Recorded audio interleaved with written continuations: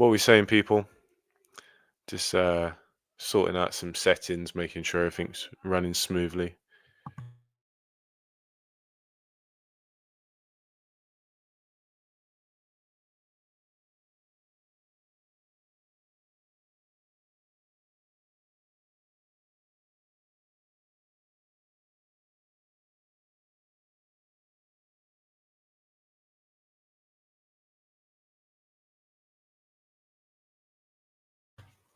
Sorry about that, people. Yeah, just as I say, making sure everything's running smoothly. I see there are 5 people in the chat. That's pretty good by my standards, I must say. So if you guys could just confirm whether you can hear me loud and clear, and we'll get chatting. Um, for the meantime, I'm going to assume you can. So Philip, what's up, man? It's been a little while. I haven't done a live in a minute. But yeah, I can't complain, to be honest. Um, yeah, just kind of getting by, you know. That's how life is sometimes. Um, Obviously, got plenty of boxing to talk about, so I might just wait a moment until we have a few more people.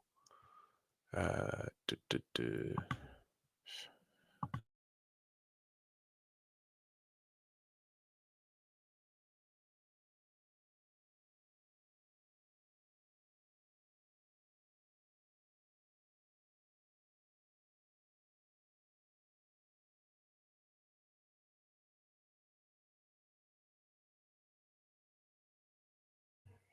Okay.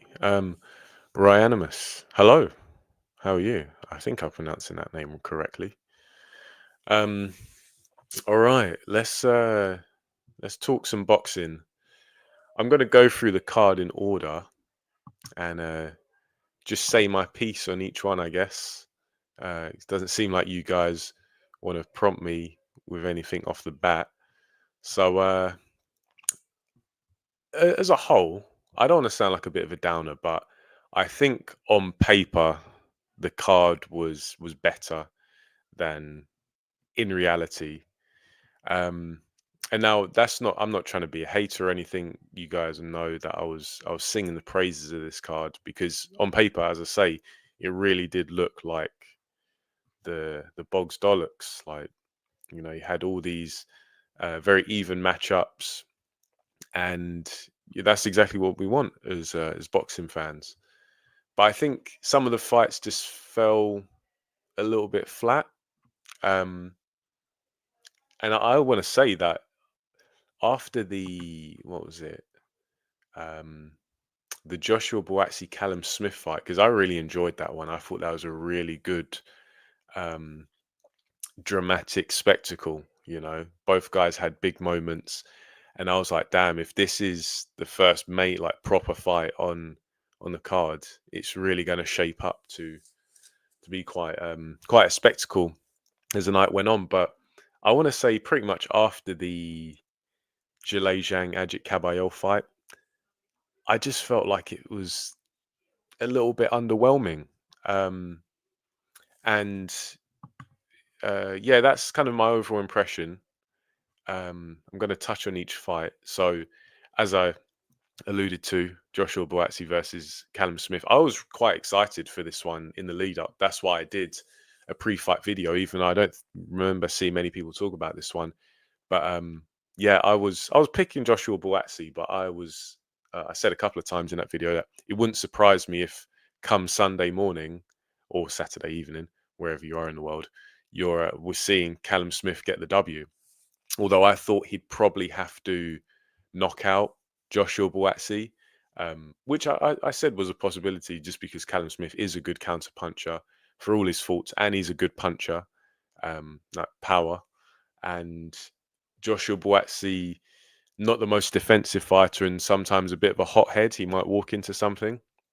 Um, Never really did. I think Callum Smith was just able to beat him up on the inside for large stretches and landed enough shots, particularly to the body, to where Joshua Buatsi was just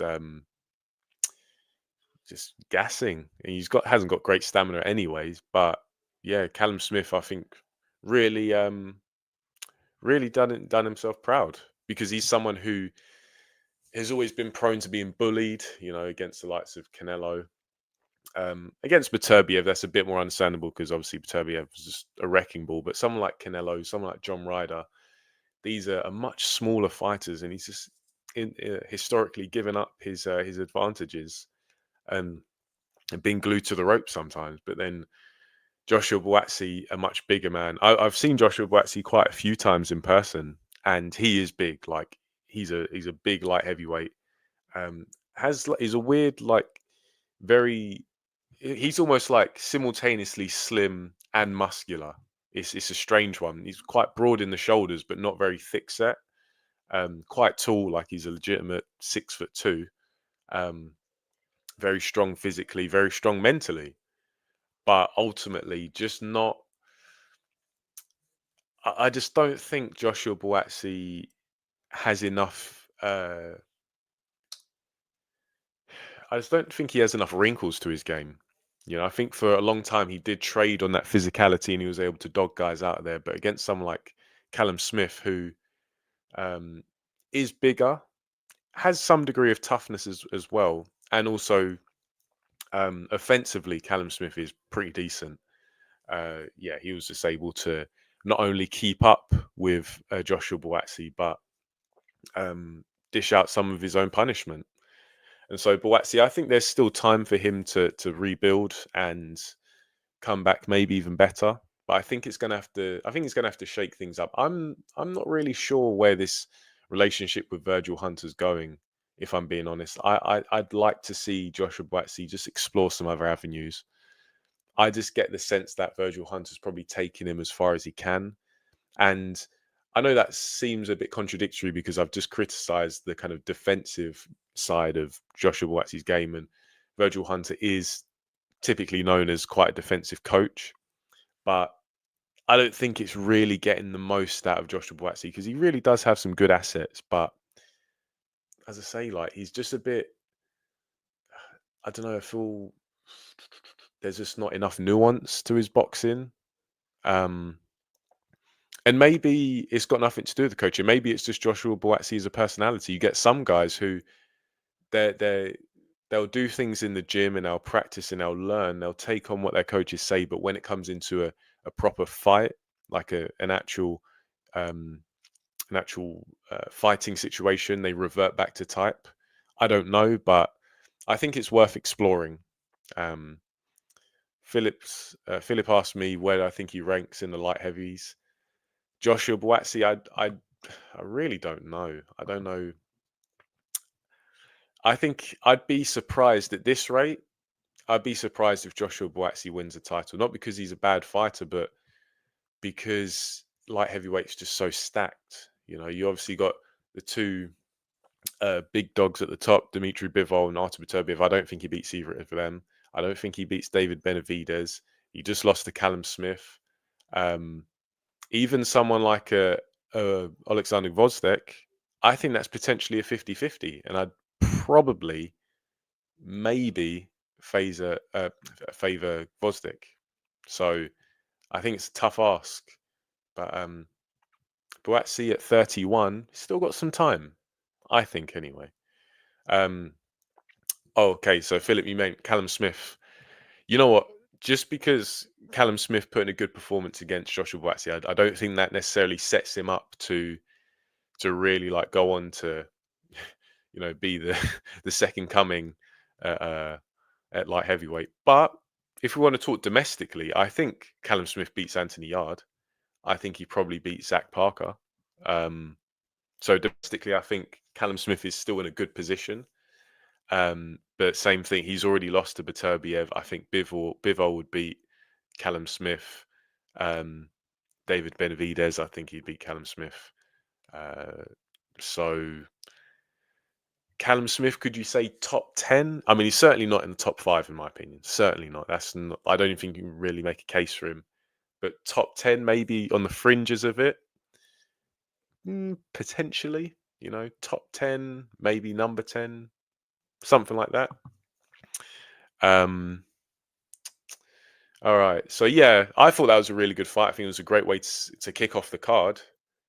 And as I say, on paper, having that fight as one of the early proper fights. I know there were a couple of prospect ones before it, but as a proper like uh, matchup, not just a showcase. I think that really set the tone, or at least it potentially could have set the tone because next we had it was Zhang versus Ajit Kabayel next. I've got to hold my hands up. Um, Zhang, I want to say he disappointed, but I don't want to take away credit from Ajit Kabayel because Kabayel fought that the exact fight that he needed to, the fight that we all said he needed to. Um, Even I acknowledge that. But I thought that Zhang would get to him. I thought Zhang would take him out in round 5, and you best believe I was jumping up and down when Zhang scored that knockdown because I was thinking, boy, I was on the money, especially after those first 4 rounds where it was looking perilous for for Zhilei Zhang. But ultimately, Zhilei Zhang, his stamina let him up. His his defense also cost him, and I want to say as well mentally, because I've always wondered about Shang. I've always wondered, is he a bit of a bully character? Because, he's got like a certain swagger about him, but that's when he's on top. That's when he's got people singing his praises and saying, oh, Zhang's the man. And, he's the big bang. He's the hardest puncher at heavyweight, which I suspect he probably is. Because even that knockdown he scored against Ajit Kabayel, that wasn't a full blooded left hand. That was basically an arm punch because Zhang was out of position. He was kind of punching across himself, wasn't able to get any proper body weight in it. But you see the timing, and he's got that counter puncher's eye, that counter puncher's mentality, and the shot placement. It still had Ajit Kabayel flat on his back, but you need to have a bit more, because sometimes you might come across a guy who you can't land on properly, or a guy who's going to get up, and that's what Kabayel did. And Kabayel wasn't really deterred. He sucked it up and he carried on. Just that concerted body attack, um, and some real bravery. Because I want to say Caballero, he looked nervous based on what I saw. I thought he looked really anxious before the fight started, but no, he got stuck in, and as I say, fought the exact fight he needed to. Even in defeat, I want to say Zhang was still quite entertaining, although you could see how the body shots were really sapping his power. So it's what Caballero did. He just drew the sting. He went into the eye of the storm, and there you go. Ajit Caballero gets the win, and this for me, I questioned the Makhmudov win because Makhmudov's unproven and has lost since. Always a very limited fighter, in my opinion. Frank Sanchez was clearly injured and compromised. But Zhilei Zhang, for my money, that is uh, that's a faultless victory that Ajit Kabayel has got. So he further solidifies himself as a serious contender, as Joey says. So Kabayel, man, he's just mashing in that work and he's getting these victories, and it's good to see because when he beat Chisora, I remember at the time quite vividly, people were talking about him like, "Oh, damn, who's this like random uh, German Turkish guy who's just beating Chisora?" Because back then Chisora was fresher, he was still a handful, um, but then he just faded off into obscurity again. And here we go, like he's finally getting some momentum in his career, and it's you can't sleep on guys like Ajit Caballero because even though there's no special effects, there's nothing particularly elite he does. He's a good all rounder, and he doesn't have really many glaring weaknesses. So he's a bit more of a balanced fighter, and I think he's gonna carry on going onwards. The only thing is, if he carries on picking up more victories, more wins, I think people are going to start to really take notice, and then maybe he won't have that same element of surprise as he's had in his past 3 fights. But yeah, nevertheless, good scrap and a good performance by Ajit Caballero. What does Zhang do next? Does he retire? I don't know. Zhang, he's obviously a bit older than most of the heavyweight contenders. Um, I think it really depends because he quit. Let's be real. He was dog tired, And I mean, he was exhausted, but at the same time, exhausted fighters have come back and they've got to their feet and carried on until they get flattened. But he I don't know. It's tough. It's like, how do you interpret his performance? Because the way I'm looking at it is, if someone like Turkey El Sheikh looks at his performance and thinks, you know what, Zhang provided some entertainment in, scoring that knockdown. He he took a lot of punishment before he went down. Maybe we can match him again. Maybe we give him another shot on a big card. Maybe that's enough to keep Zhang going. But at the same time, he's kind of lost that aura now, because when he lost to Filip Hrgović, a lot of people gave him the benefit of the doubt and they said, well, we think that he beat Hrgović. And so sometimes that can kind of keep you going, because a lot of people were saying that. And then he developed this reputation. He like really started to show up in his performances, beat Joe Joyce twice.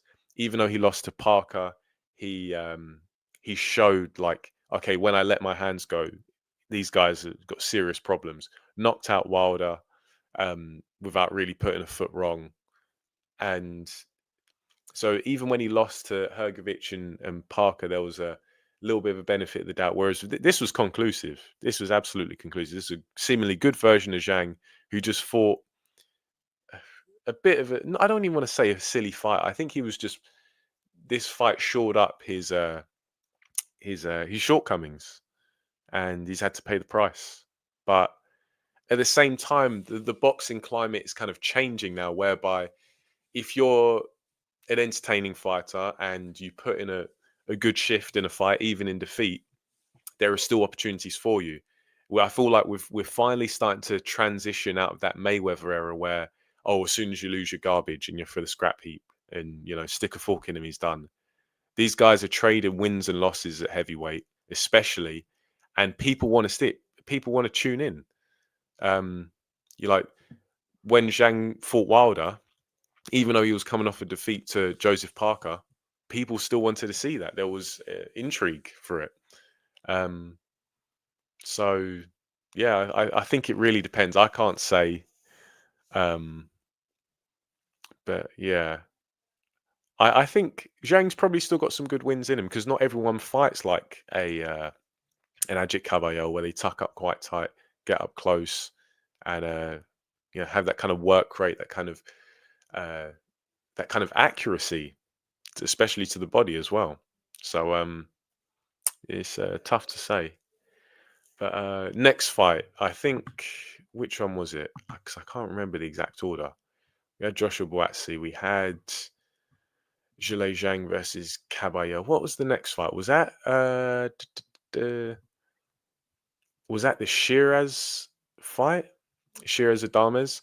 I didn't do a video for Adames versus Shiraz, but you know what, I like Shiraz, and I think he's been on a real good trajectory as of late. However, similar thing that I had in mind for Ajit Caballero was just the level of opposition that Shiraz has been in against recently.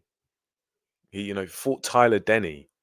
No disrespect to Tyler Denny, but he was essentially a sacrificial lamb for what the EBU title back in September.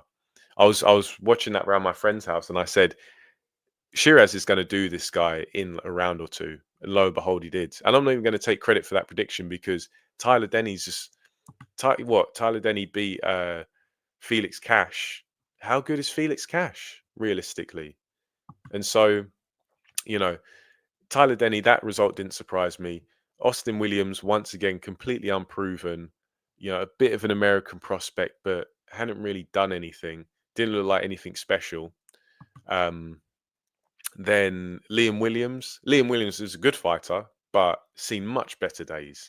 Punch resistance is absolutely gone. He's had a really tough career. So what's he got left? Excuse me. And Mitrofanov, same thing. Who's he? And then a bunch of what do you call it? Domestic level fighters. And so Shiraz, although he's improved and he's dealt with that opposition, that level of opposition, in the fashion you'd hope so, it's definitely a big step up to go from the likes of Tyler Denny to Carlos Adames. And Adames, I've never been like a massive fan of his. I've never like sung his praises or anything, but he's a very experienced, very crafty, wily boxer. And he has that crazy like Dominican style. I know it sounds like really random, but Dominican fighters always have like a certain way of fighting. Um, and it's always very wily. It's always almost a little bit wild as well.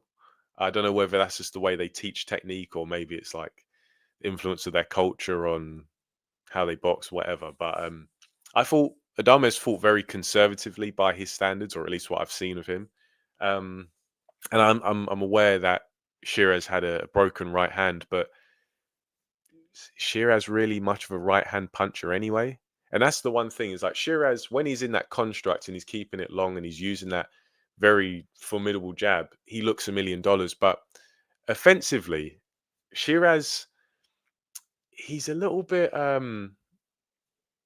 want to say he's a little bit lackluster. Like when it comes to the up close fighting, the hooks, the uppercuts, there's this, I don't know. I think a lot of his offensive prowess is pretty much on that jab.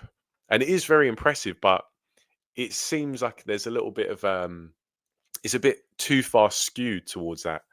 And yeah, I don't think he could really, not that he couldn't get Adames' respect, but he just couldn't really put a dent in Adames.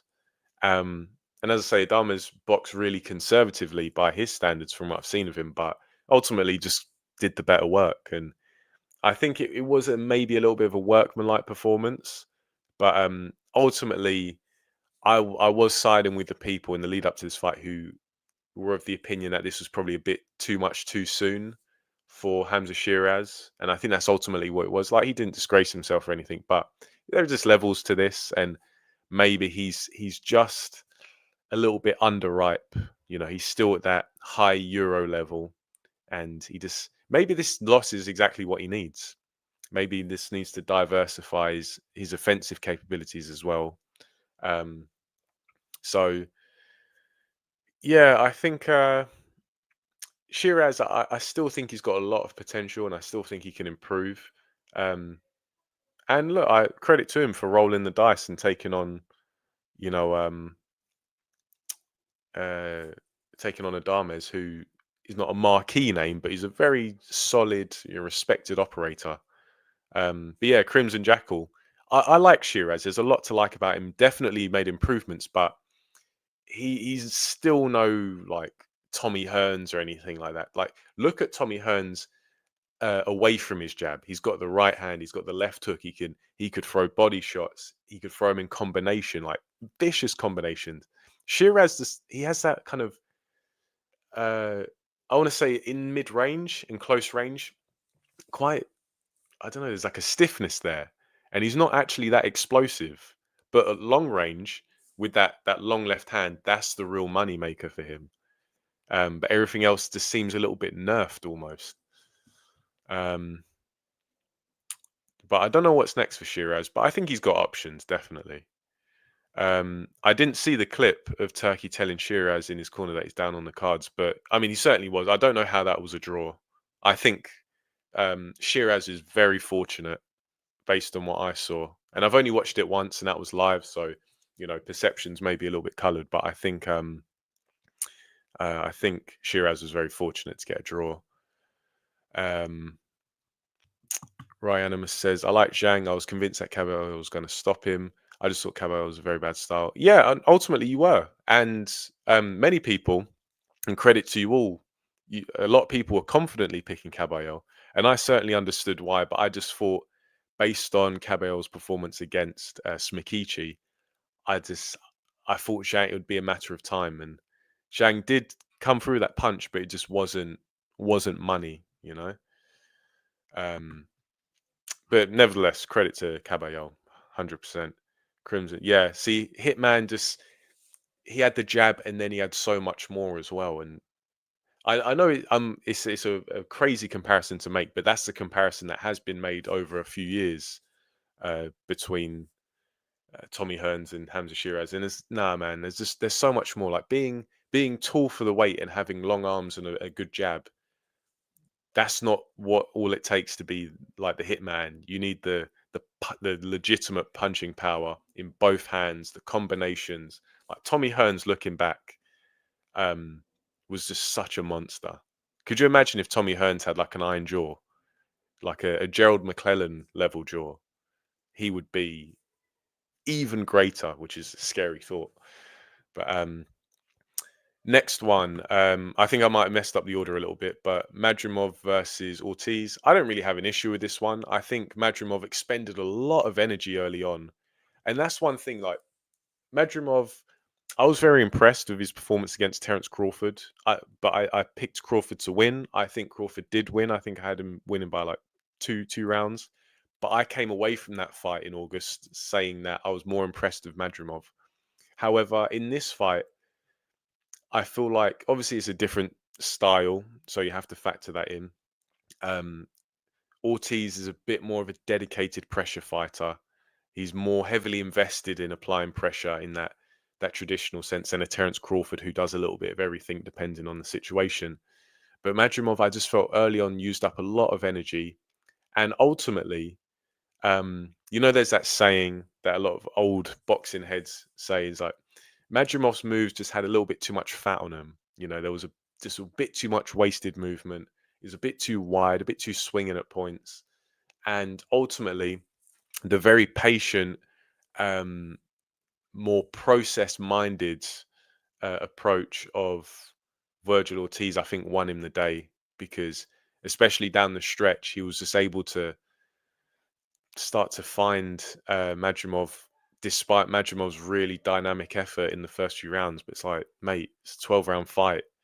Um, and yeah, there was an amateurishness about Madrimov, and that's one thing that I always took issue with when Madrimov first turned pro, and when he was starting to get onto the big stage, was all these comparisons with Gennady Golovkin. As far as I'm concerned, the only comparison, the only similarity between those two is their facial likeness. Other than that, Gennady Golovkin's much more suited, much better suited for the professional ranks because Golovkin, yeah, not the most athletic fighter, certainly not as athletic as Madrimov, but Gennady Golovkin's boxing IQ was severely underrated. And now he wasn't a perfect fighter, no fighter is, but he had a professional boxing IQ, and his technique was based off of that as well. And I think that's why he was so much more effective than someone like a Madrimov, which is, you know, maybe comparing apples to oranges, but Madrimov just I've never seen the hype, and although I was impressed by his performance against Terence Crawford, um, yeah, I think the right man definitely won, and Virgil Ortiz, yeah, just did what he had to do. Very patient, very process minded, and um, yeah, just got to Madrimov, and Madrimov started to look very ragged towards the end. Um, some of the combination punching from uh, Virgil Ortiz. I mean, I think that's his real kind of selling point is the combination punching, but it really is something like you really just have to appreciate a fighter who can throw 4 or 5 punches and nearly all of them land with good technique, flush, because that's what can set you apart in a big way most of the time. So yeah, credit to Ortiz. I think next was. Do I even want to talk about Shakur Stevenson? Because I really don't give a monkey's. I was saying that when this card was announced, and I think even he was supposed to fight. Was he supposed to fight Cordina on in October on the card of the first fight between Bivol and Beterbiev? And I was saying then, I was like, I don't care. I don't care. Um, what's that guy? Is it Andy Tate?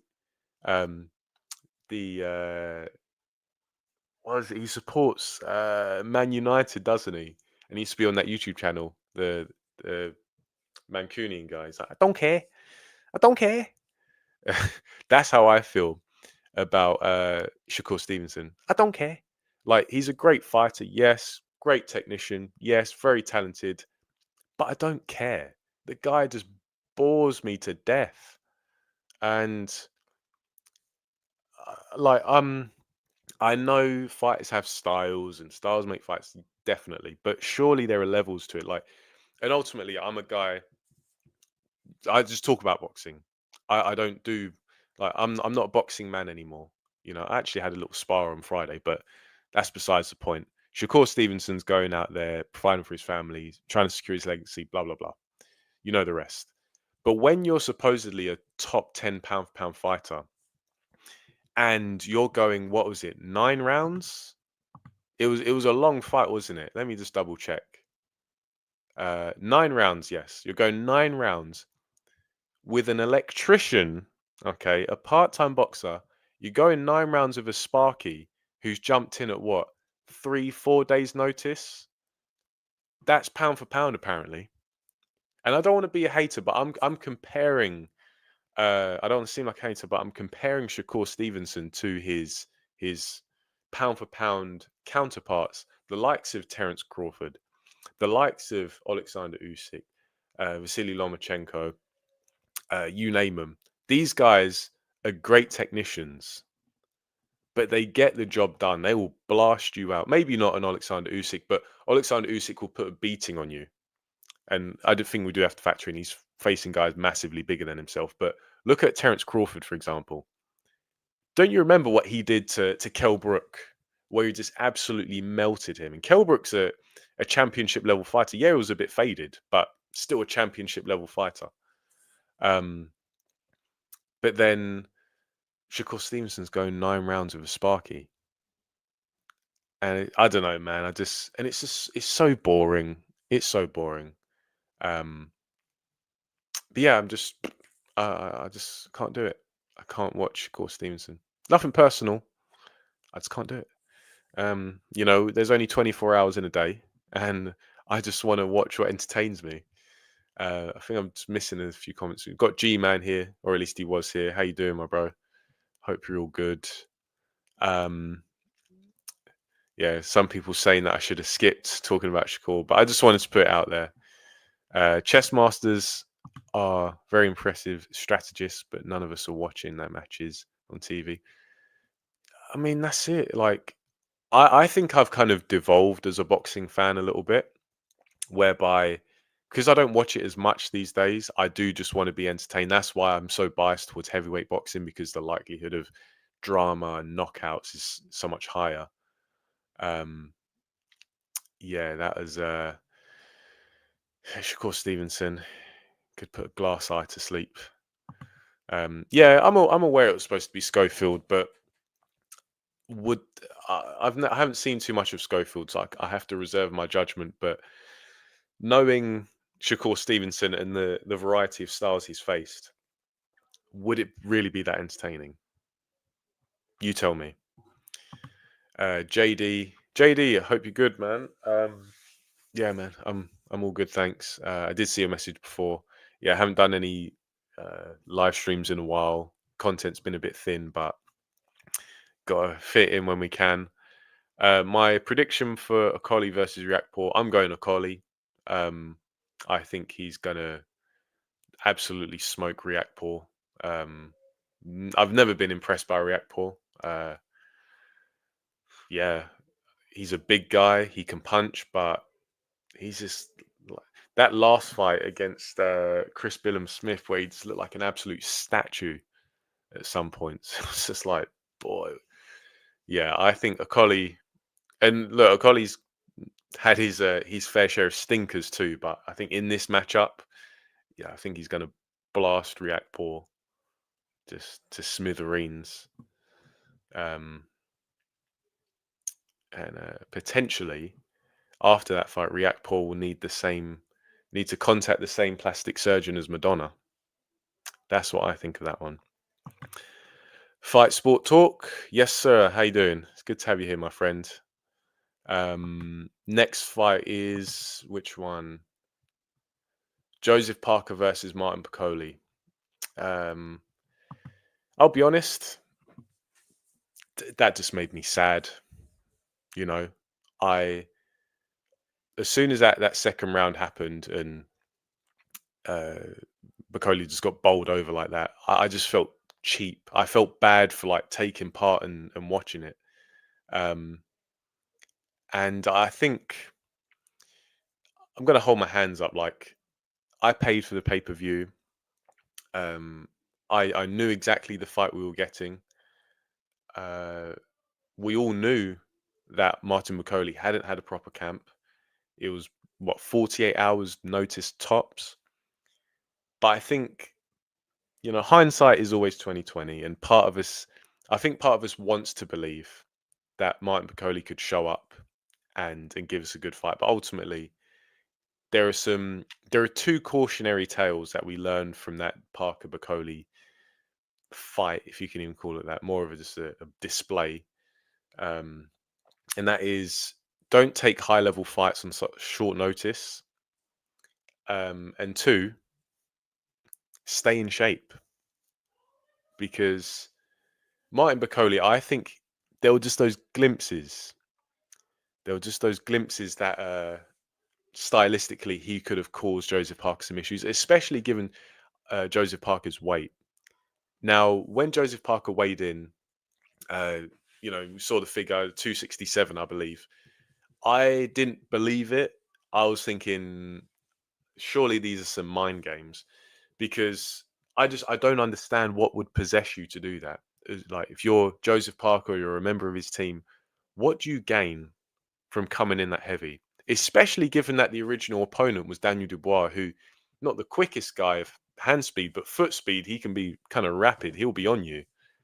And he's also got very good gas tank. So wasn't Joseph Parker like 255 pounds against Joe Joyce? And that was his most devastating loss. Let me just, yeah, 255 and a quarter pounds when he got stopped by Joyce. What possesses you to come in, 12 pounds heavier? It just blows my mind. And I think an in shape Bacoli against, who's had a camp against that version of Joseph Parker, I think he beats him. But that's not what we had. We had a version of Bacoli who hasn't fought since August, if memory serves me correctly, has been in the Congo for however long, and seemingly, um, he. Let's be real. It does seem like Billy Nelson is just eager as always to get that quick buck, because this is there is a little bit of grey area. Just because Martin McCauley is his own man, he's a grown man who can make his own decisions. However, he is a fighter, and this is an extreme sport, and you have extreme personalities. And fighters have such personalities that they'll try and upset the odds, and that's why people say fights have to be but saved from themselves.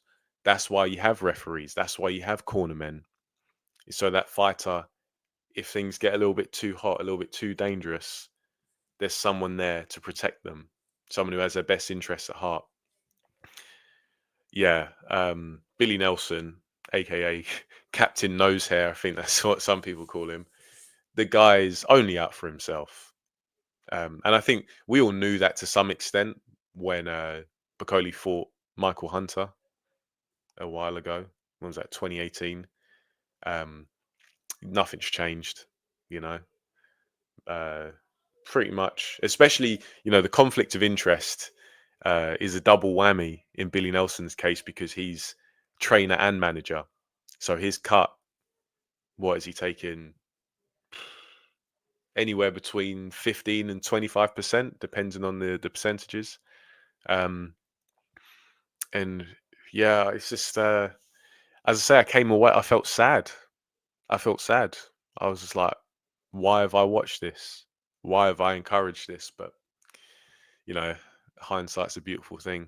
So you know what, I do appreciate, obviously, Bacoli coming in at late notice and rolling the dice, um, trying to have a go, but also the fact that Joe Parker wasn't jumping up and down in celebration. He was very matter of fact, very calm, and seemingly quite self-aware and aware of the situations. Like, yeah, you know what? I've beat a guy who came in on 48 hours notice, and even though he does have this reputation as being a bit of a boogeyman, um, yeah, like it is what it is. I can't really, uh, I can't really jump up and down in celebration with this one. But at the same time, you know, maybe Bacoli was drinking a little bit of his own Kool-Aid, because people have been blowing smoke up his backside for a while now, and it's like Bacoli's still got quite a bit to prove, in my opinion. And I think Bacoli is a good fighter. I think he's really talented. I think that's there to see. I think obviously the discipline between fights is clearly costing him to at least some extent. Um, but the materials are there for Bacoli, but he still has to go out and do it. We're aware he's currently the undisputed sparring champion of the world, but you need to go in there and deliver the goods. And he did against Jared Anderson, but Jared Anderson, all a talented fighter, yes, but someone who's got some clear vulnerabilities, both uh, technically and mentally too. So the jury's still out, I think. And the sad thing is, this could potentially be the type of event that curtails Bacoli's future. You know, where's he going to go after this? Um, it's a strange one. You know, I hope he can regroup and come back, because I think he's got a lot to offer. But we could be, in years to come, we could be looking back at this very fight here and saying that's what ruined Martin Bacoli. We have to wait and see. So yeah, watch this space, I guess. Let's catch up with some comments before we move on to the last one. JD says, if I train Beterbiev, he will win the trilogy. I appreciate that very much. I'm not sure if I agree, but it's good to know that at least one person values my boxing knowledge quite highly. Bruno Smith, does Dubois go straight into a Usyk fight, or does he offer Parker? I think they should try and renegotiate the Parker fight. The Joshua fight doesn't need to happen. That's pointless, in my opinion. Usyk, I think to a large degree that fight is pointless too, just because I know there's some kind of controversy. Um, it was a low blow. I think people need to accept that it was a low blow, and by proxy accept that Alexander Usyk beat Dubois fair and square and relatively routinely. Although I do understand Dubois is on a bit of an upward trajectory. I think uh, Usyk is definitely on his way out, so maybe it wouldn't be beyond the realms of possibility that Dubois gets his own back. However, in terms of rationale for the fight, I just don't see it. There's no real controversy um, as far as I can see. So yeah, I want to see Dubois versus Parker more than those other two fights. No question. Um, JD, it's good to hear that things are going good for you, man, and congratulations. Passing the driving test is not an easy thing to do. Something I still need to do myself. But hey, congrats to you, and yeah, all the best as always, man. Philip says the hype around Bacoli after the Anderson fight went crazy. Yeah, definitely went a bit overboard. Um, do, do, do. Yes, Joey, exactly. Could you imagine if that would be, that'd probably be the end of Joseph Parker, and it would be a shame, because it would be the end of what's been quite a good run since he lost to Joe Joyce. But hey, he got the job done, and that, everything aside, that right hand he threw was an absolute bullet of a right hand, and that was, you know, the one thing you could admire was that how he threw that shot. That was blistering. All right, main event. Of course, Dmitry Bivol getting a W over Artur Beterbiev. Uh, I can't really complain, to be honest. I think the right man won. Although, full transparency, I didn't do a prediction video for this fight, because I really couldn't split them.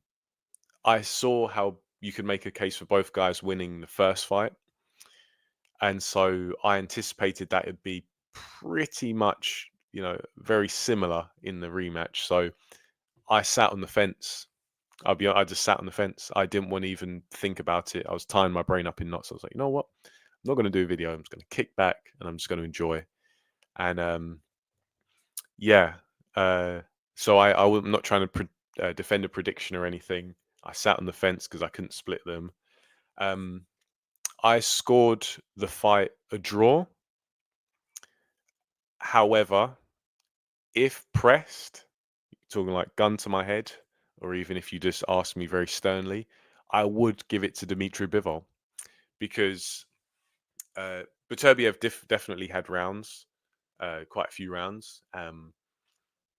But I came away with the impression that Dmitry Bivol just really upped his work rate, and it's tough because punches are blocked and the pace of the fight is so fast sometimes. But excuse me, my overall impression, as I say, was that Bivol, even though he was forced to work and he had to work really hard, he for the most part was able to meet that demand. And Beterbiev, I think, just started to let off a little bit at points. And yeah, I think Bivol winning, I can't, 7-5. I think, yeah, legit. Um, it's tough because these guys are so evenly matched. But yeah, I maybe I'd change my mind if I watched it again and I was able to replay it and rewind and watch slow mo. But I do think that Bivol was the deserved winner. Um, I'm fairly comfortable with that decision. It sits quite well with me. Um, and like obviously credit to both guys because this is just the absolute highest level of boxing. But obviously Bivol comes away with all the belts. He's undisputed, got revenge. Good on him. So he deserves credit for that, obviously. But can we also give Bivol credit for this teak toughness? Like this guy is hard as nails. He's gone 24 rounds with Artur Beterbiev, fought him twice in a row, and yeah, he's been a little bit dazed here and there, but stayed on his feet and put that work in. The guy is just honestly like Beterbiev is fantastic, a freak of nature. But Bivol, he's right up there with him. That's the sheer toughness. Because look at what Beterbiev has done to other fighters that are much bigger than Dmitry Bivol. So honestly, man, like that's what really amazes me is the work rate, the speed. Not just the physical speed, but the kind of mental speed, the speed of thought that Bivol needed. Because some of those in the exchanges where he'd be moving laterally, then he'd look to counter, then he'd be out, then he'd be off to the side again, and then he'd start another one. It's just blistering speed and the ability to process that mentally, especially when you're fatigued and you've taken your fair share of punches too. Um, I think that's just really special, really special. Um, and Bivol, I think a lot of people where he doesn't get the knockouts, where he's not that explosive, he does go to the cards a lot. But the shifts that this guy puts in, you got to put some real respect on Bivol's name. Um, so yeah. Um, and where do both guys go next? Uh, I, you know what, Bivol. It wouldn't surprise me if he retires because it's been a long time coming, and Bivol's he's had a long career, and it just felt like he was just never getting that return on his investment. He became champion, and he was just chipping away in the background, fighting loads of different styles, but never really catching fire. And now he's finally reached that destination after being defeated. Like that's got to be really sweet. And it's like, what does he do next? So yeah, I don't know what either guy is going to do next, but obviously credit to both of them because have you noticed as well how the attitude of these two? is just different. Where Bivol lost in the first fight. Excuse me. Excuse me. Bivol lost in the first fight, and he was just like, "No excuses. I just need to be better." That is such a like. That's such an iron mindset to lose a fight that closely as he did in the first time around, and just say, "You know what? We go again. I just need to be better." You know, that's such an elite mindset. Um, and then Artur Beterbiev last night, I did sense that he was a little bit, you know, a bit peed off. Understandably, like he's just lost undisputed all that work, because he himself has been putting in shifts for years. Um, but even then, like there's no disrespect, there's no whining, there's no complaining. It's like, you know what, you beat me, but I'm going to get you back one day. I'm going to come back and I'm going to be better.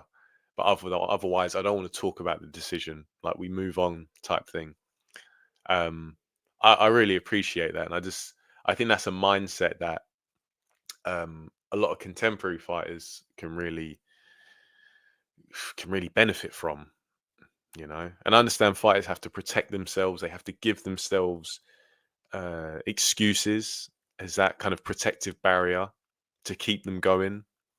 But sometimes as well, you do have to be like, you know what, I lost, but I lost because I just fell short, you know, and I need to push that bit harder.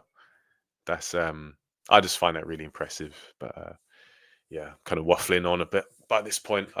Overall, good entertaining fight, more of the same, but I think Bivol just upped the work rate, really just fought like a madman at times, you know, just wouldn't let up.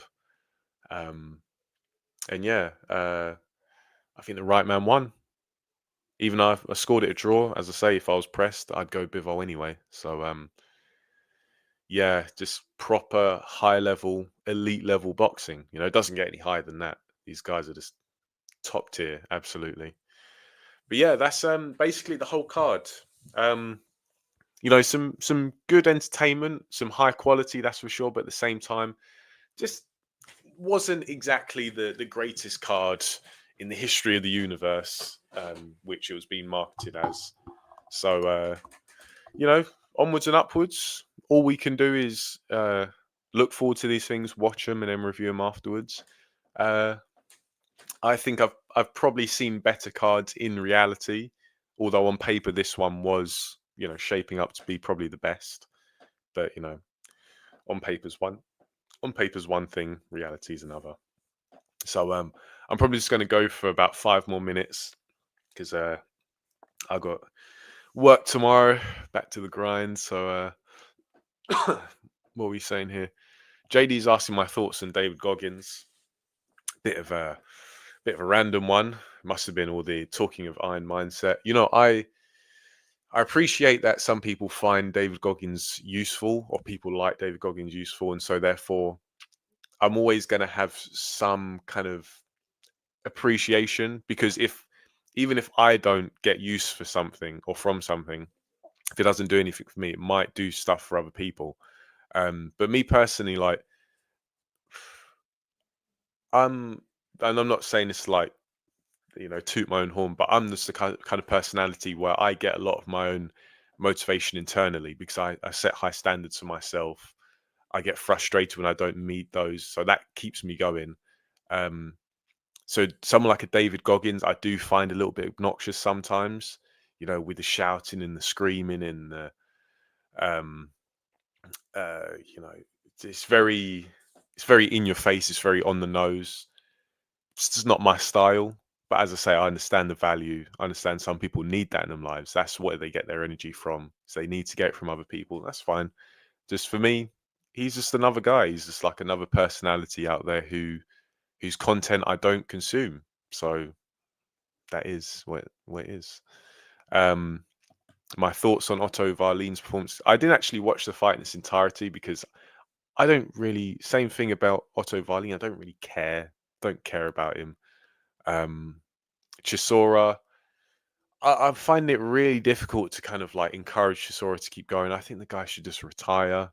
I'm kind of like Chisora. Sometimes he's entertaining, but other times he's not for me. Um, but yeah, Varlin, he's uh, he's not that guy. Let's be real. His claim to fame was cutting Tyson Fury's eye, and yes, that was a competitive fight, but that was also what 6 years ago. Um, so Otto Varlin is probably not going to be remembered for doing all that much. Um, JD says I remind him of David Goggins, very disciplined and well behaved like yourself. I mean, I'm not sure. Like, I don't think I'm that much like David Goggins. I am disciplined. I am well behaved, but I just don't think I have the personality type to be undisciplined or badly behaved. So I'm not going to take too much credit for that. But nevertheless, chaps, I think I'm going to call it time there. I was aiming to go for about 45 minutes to an hour. So I think we've put in a good old shift tonight. Thank you to you guys for joining me. I know the channel's been a bit dry recently, but I'm just so busy. I've got so many things I'm doing, and I'll be honest, I just don't have the time to watch boxing in many instances, let alone make videos about it and talk about it. But I will try and keep the channel alive and engaging with you guys. I'll be honest, that's what keeps me going. You know, it's not ad revenue or anything. It's being able to chat boxing with you guys and have a laugh. And so I always appreciate when you guys show up and contribute. So cheers to you all. Enjoy your week. And yeah, all the best. I can't say where I'm going to talk to you guys again, but hopefully it's soon. And yeah, I'll speak to you guys when I speak to you next. All right. Take it easy, people.